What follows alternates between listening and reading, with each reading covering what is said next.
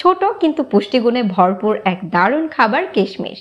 এই চমৎকার শুকনো ফলটি আমাদের শরীরের জন্য কি কি উপকার করে এবং কোন ক্ষেত্রে এটি খাওয়া থেকে একটু সাবধান হওয়া উচিত। কিশমিশের উপকারিতা। কিশমিশ হজম শক্তি বাড়াতে সাহায্য করে। এতে থাকা ফাইবার কোষ্ঠকাঠিন্য দূর করতে সহায়ক। এছাড়া কিশমিশ আয়রনের ভালো উৎস, যা রক্তশূন্যতা কমাতে সাহায্য করে। ত্বকের জন্য কিশমিশ দারুণ উপকারী। এতে থাকা অ্যান্টিঅক্সিডেন্ট ত্বককে রাখে উজ্জ্বল ও তরতাজা। হার্টের যত্নে কিশমিশ বিশেষ ভূমিকা রাখে, কারণ এতে আছে পটাশিয়াম ও ম্যাগনেসিয়াম, যা রক্তচাপ নিয়ন্ত্রণে রাখতে সাহায্য করে। এছাড়াও কিশমিশে থাকা ক্যালসিয়াম ও অন্যান্য খনিজ হাড় মজবুত রাখতে কাজ করে।